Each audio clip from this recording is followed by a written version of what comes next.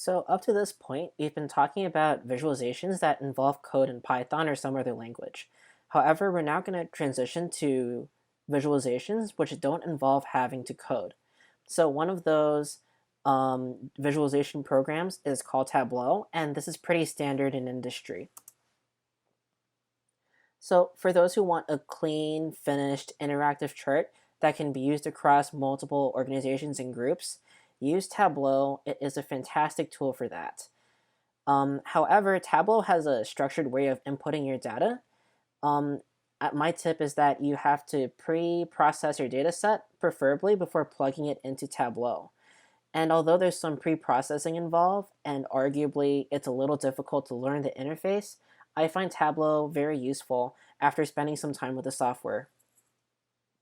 So going into setting up and installing Tableau, you can download either Tableau Desktop locally, usually for a fee, or you can use Tableau Public Online, where data steps are public. You can also use Tableau Desktop for free as well, but only if you're a student.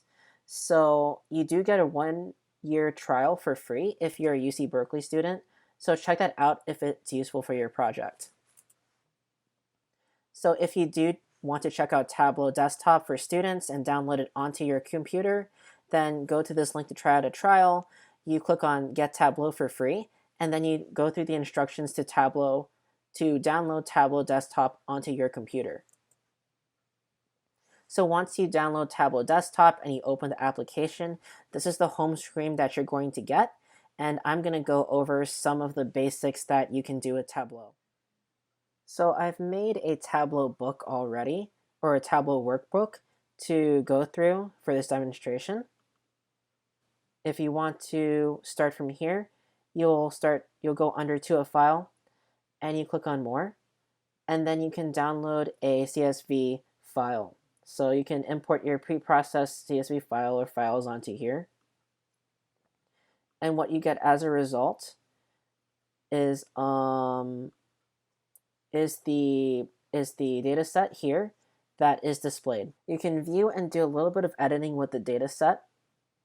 Tableau, for example, allows you to make different types of joins with different data sets. So if you go to a different database I have here, for the second problem, we've joined DFB and DFB1. You can look if you can double click on this, and then you can drag different data frames on here. You can do a join here. If you're familiar with SQL or other database features, you can do inner, left, right, or full outer join. There's lots of examples online that do this. So following this, after you've downloaded your data, you can go to your sheet, and then you can do different things. You can drag different dimensions and measures to create a graph. So here, I've dragged reviews per month and dragged some of the calculated hosting listings count from the tables here. And you can change the graph however you want. The downside here is that it has to make sense. So you have to be a little more experienced to understand. However, when you do get to be familiar with the software again, it's rewarding. You can see that it's very interactive. And again, with the other sheets, when I downloaded the data, you have the tables on the side, and you can drag these columns as well. One note also is that sometimes Tableau pre-classifies dimensions and measures of your data set. The key features I find interesting is that the options Tableau offers are very robust, and obviously there's no coding involved, so that's why it's called no-code software. It's just a button-click interface. One thing I recommend is that if you really want to get fancy and start getting familiar with the program, I highly suggest checking out this 30-minute video. It's called Getting Started, and it's on Tableau Desktop. It's divided into several chapters. Tableau has their own examples here where they are thorough and concise with their examples. So some alternatives to Tableau, and there's a lot of alternatives to Tableau out there. Here are 3 examples that we have. One of them is Infogram. So if you're the person who likes to look at a PDF or a computer paper sized visualization sheet or infographics, this is the program for you. It has multiple PDF or PNG image or HTML based templates. The interactivity is also built in. There's a paid version that offers engagement analytics, team collaboration, and consistent product branding. So that's one program that you can check out. Another checkout is called Flourish. This is another visualization environment. The interface is pretty straightforward, and visualizations can be very interactive. I've heard that Flourish is very good for those of you who like Microsoft Excel and those who like spreadsheets in general. So you can do a lot of editing with that. And then you can also go through Datawrapper. Datawrapper is a niche service. It was originally intended for newspapers and for journalists who want to make quick visualizations. However, this can be interesting for you because it's very streamlined. It has an interesting workflow.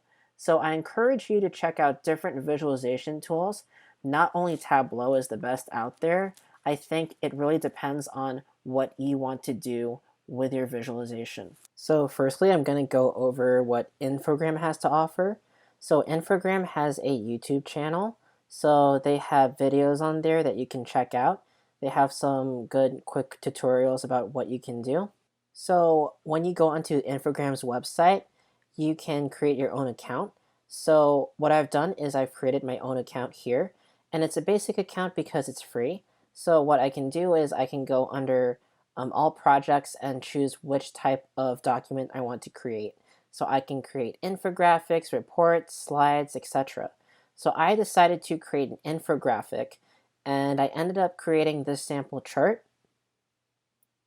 So here is a sample chart, and this is what the interface looks like. To go over it very quickly, some of the things that I thought were interesting was that you can move some of the different text here and the different graphs, like if you're using Adobe Illustrator or Adobe Photoshop, you can click download here. You can download it as a PDF or a PNG file, and you can have different options here. You can also share it, and you can share it only publicly because this is a free account. So what I did is I copy and pasted this code or copy and pasted this link, and then you get an HTML site here where anyone can access this infographic, and you can share your own infographic here, and they can interact with it as well. Following Infogram, you can also use Flourish.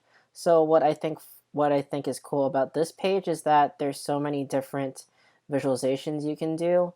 This is a bar plot race. If you've followed YouTube, they have this, which is really cool. I think it's really cool to check this out. They also have different other visualizations here as well, which I really encourage you to check out. They have election templates. They have a Sankey chart, which is also pretty cool. So again, you have to create your own account, but it's free. So first you choose a template. So I chose a column chart. You create the column chart, and what you can do is you can preview the data. You can see the interactivity. On the right side, you have different a different interface here, and then you have data here. You can only see one CSV at a time. You can't really join different data as you can in Tableau. So that's the one downside to this. You can upload different types of data, of course. Then when you want to share it, you can export and publish it publicly, or you can also create a story, which is also a unique feature. You have different visualizations in a different slide-like format, which is pretty cool. You kind of like create a story and then you add a new slide and then it kind of flows. So I think it's a pretty cool, neat feature. You create your own site here for your chart. This is what you get, and you can again copy and paste this link and share it with whoever you want to share it with. Then finally, you also have Datawrapper. It's pretty straightforward. Again, it's for people who are journalists or people who work for newspapers, so this is a niche type of program. So first you can upload your data, and again, I used the sample data that they have from their website so that it's simple. Then you can check and describe. There's some classification. You can tell if the data tells you if it's a number or a date. And then you can visualize the data. What's neat is that you can click on one of the charts here, and then it shows its own visualization. So for example, it's creating a column chart. And you can also refine and annotate and design. You can check out the different options as well. So this is a really long, really long bar chart. So you might want to edit that. And then finally, you can publish and embed it into your article. You can publish it. You can enter your email, send your embedded code. So again, it's a different way of being able to create a data set or to create a data visualization and import it or export it to whatever site you have. I've also done a comparison. I think it's good to do a comparison if you want to find out which visualization tool is best for you. Here are some categories which I thought are important, which is data import and usage, visualization options, the positives and negatives of the free or paid features, and whether or not they are technical. So the general consensus for each of these four is that Tableau is pretty much the all-round industry standard. It's not for people who are just starting to learn how to use these programs. However, if you're more experienced, it can be very, very powerful for you.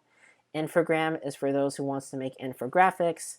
Flourish is for those who are very good with spreadsheets. And Datawrapper tends to be a little more of a niche program that's for journalists and newspapers. Finally, I highly recommend checking out the references. As this is the end of our video, I highly recommend checking out the references. I've included a link to the master link of references that we've used to compile the module. Thank you so much. I hope I've given you some ideas or some perspectives about what you want to look for in a data visualization tool and how you might want to use it for your project.